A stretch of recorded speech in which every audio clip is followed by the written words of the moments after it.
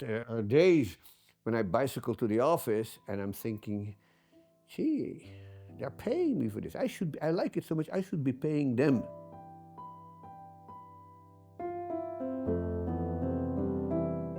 So my childhood really is divided into two parts. The first 9 years I lived in the Netherlands, in a town called Utrecht in the center of the country. And then in 1955, when I was 9 years old, my mother decided to immigrate to Israel. So we ended up in Haifa, and I lived there, went to high school, and then did my military service, went to the university.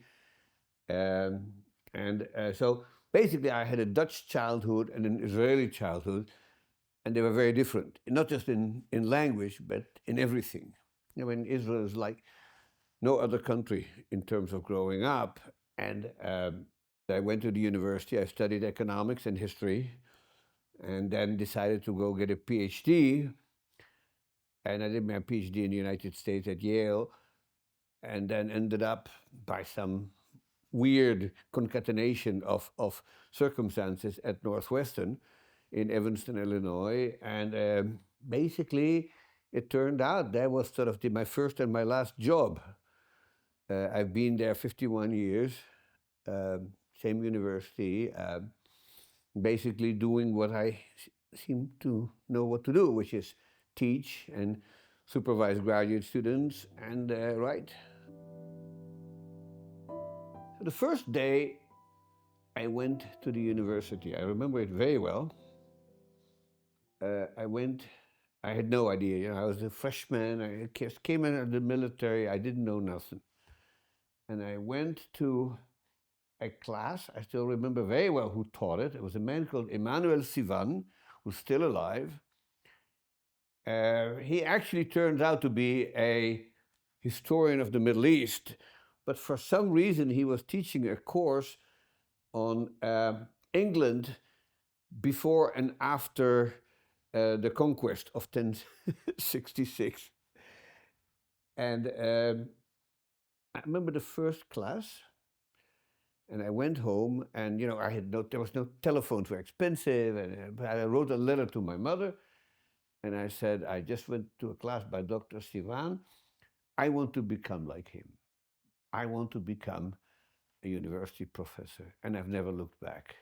The course was actually quite good. I mean, it was not something I was going to do or related very much to what I became interested in, but just the idea of standing there in front of a class and telling them and teaching them things that they didn't know and would never know otherwise. I think that sort of, I felt that was kind of a nice thing to do. I guess, like many academics, as the saying goes, I'm sort of in love with the sound of my own voice. I just love to stand in front of a student and, you know, and explain things that I didn't know before. But I also, one of the nice things about it is that my students are always the same age. And every year I get a year older. But somehow you remain in contact with young people. And that in some ways is refreshing. You know, if you live in a nursing home and you're surrounded only with old people like yourself, you begin to think like an old person, you begin to behave like an old person. But I'm always surrounded by young people, and so, you know, that in some ways, I don't want to say it keeps me young. It doesn't nothing keeps you young, but you know, you don't start thinking like an old man. And I don't think I do. At least I try not to. Maybe if you feel that way, then you might tell me. But I don't feel like I'm thinking like an old man. And it's because I'm surrounded by students. Now, the important thing here is the distinction between graduate and undergraduate students, which in the US makes a huge difference. So undergraduates, there's a lot of them, and the vast bulk of them I don't get to know. You know, they're sitting in class, I lecture, and we grade the exams, and after 2 years I can't remember any names, I don't know who was there, unless it's somebody who's really exceptionally good. With graduate students, it's different. You work with them for 4 years, you see them every week, you see them in seminars, you talk to them, You have dinner with them, they come to your house. I mean, and so I have supervised something like over 65 PhDs, both in economics and in history.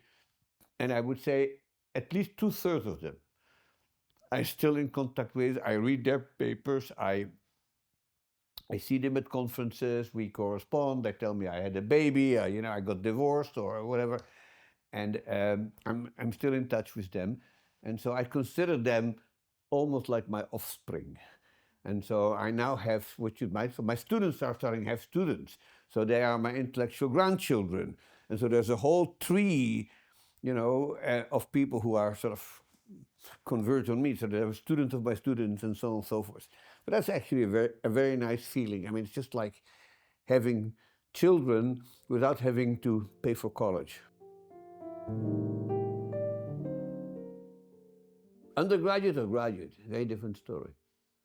Graduate students, my first advice is don't have any hobbies. If you have a family, train them well but you need to work 70, 80 hours a week. I mean, there's no substitute for completely immersing yourself in work. And once you get tenure, once you are established, you can take some slack, but before that you have to work all the time, especially in a field like economic history, which is very labor intensive. You have to collect data, clean the data, analyze them, read the literature, understand what you're doing. I mean, it's a lot of time involved. The other thing is focus. So you're working on a project, don't let it go until you're done, because so many times people start a project and then right in the middle they get interested in another project and they don't finish the first one, they don't finish the second one, they move into a third one. In the end, they have 10 unfinished projects and nothing to show. That kills an academic career. So focus and be dedicated. And the third thing is that the perfect is the enemy of the very good. And so particularly in a field like economic history, there's always things that you are unknowable. So beyond what the data tell you and what the story tells you, there are always questions you can't answer. And if you try hard enough to answer them, there will be other questions you can answer. So you can spend the rest of your life drowning into one project and never finish it. So at some point you say, all right, I have said what I'm going to say. I admit what I don't know and move on. You close the paper, you send it off to a journal, and you go. But I have seen in my career many cases of people whose careers failed because they were trying to write the perfect paper. Don't write the perfect paper. Write a very good paper. Don't write the perfect book, write a very good book. And because perfection really is not achievable in the social sciences. It's achievable in mathematics, right? In mathematics, you have a theorem, you prove it, you get it right, you're done, and that's perfect. But in the social sciences, that's never the case. There's always things you're not going to know. There's always things that remain ambiguous, and some things are unknowable. And so you concede that you say, well, I don't know this, somebody else might take it from there, or maybe we'll never know. Self-discipline. So the willpower to pull yourself away from things you'd rather do. Watch an interesting series on Netflix, or go on a long vacation, or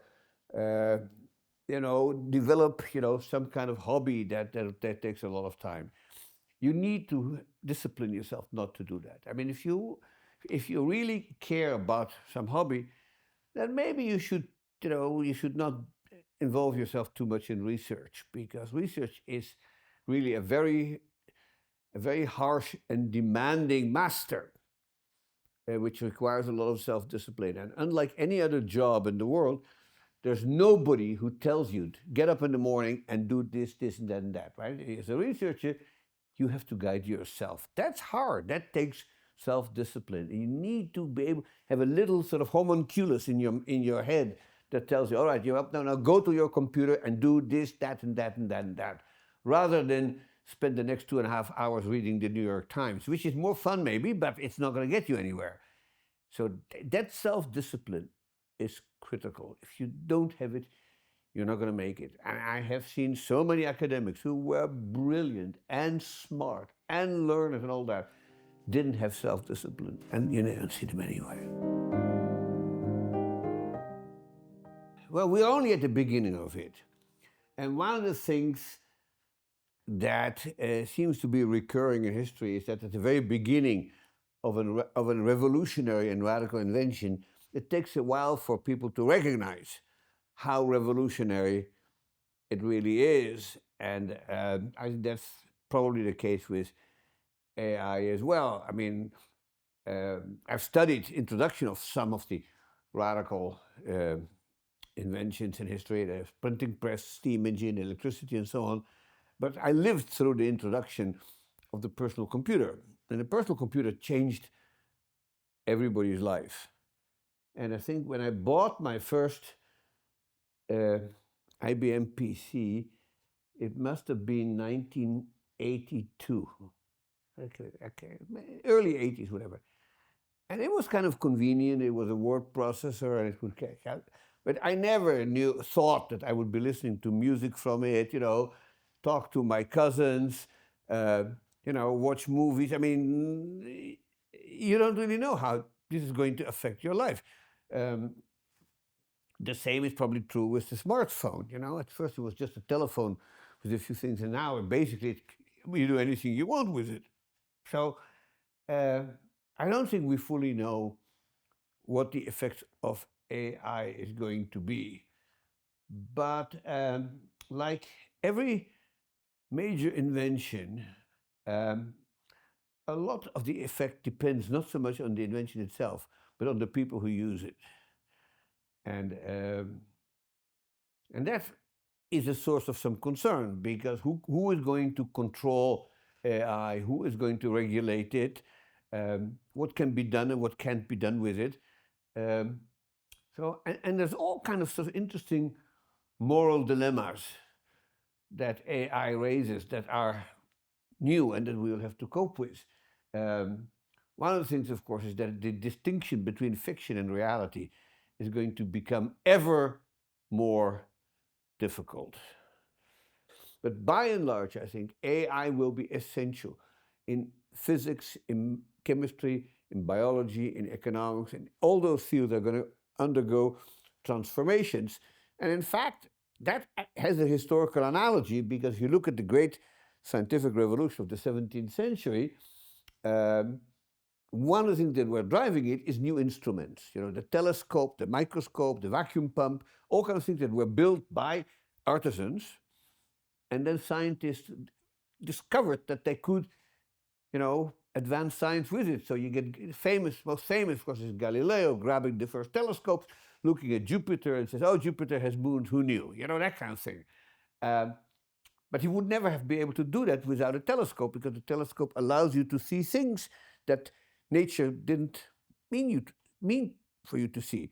The same is true for microscope. You can look at a microscope, you look at some dirty water, and you see little animals crawling into which you wouldn't have been able to see, because you can't see bacteria with your eyes. Nature didn't want us to see bacteria, but here we are, we're fooling it.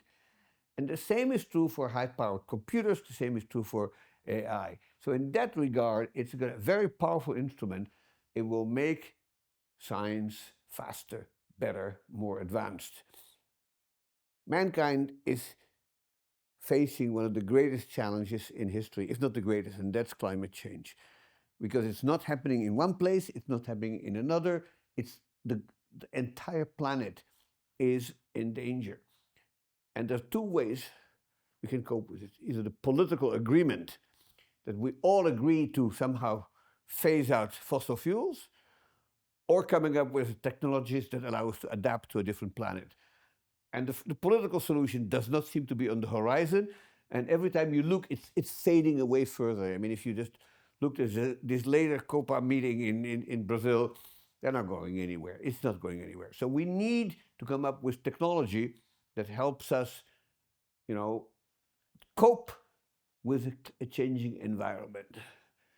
And without artificial intelligence, That's going to be very hard. With artificial intelligence, we may be able to solve the problem. I don't know exactly how, of course, nobody knows, but clearly it will be a matter of coming up with new technologies that somehow remove carbon dioxide from the atmosphere and help us switch from fossil fuels to non-fossil fuels, get rid of methane gas, and a whole bunch of other things that we need to do. Um, Without artificial intelligence, I think we wouldn't make that. With artificial intelligence, we have a chance. I'm not predicting that we will, but we have a chance. Well, I'm too old to take up the cello or basketball, you know. I guess it is one of the satisfaction in life is doing what you're good at and not to try to do things that you're not good at. So I am not very good at sports. I never have been. So as a kid, I tried to play soccer. I was a dismal failure. I tried hard, but I was not coordinated enough, so I was hopeless. Um, but this is something that I think I'm reasonably good at, and so I enjoy what I'm good at.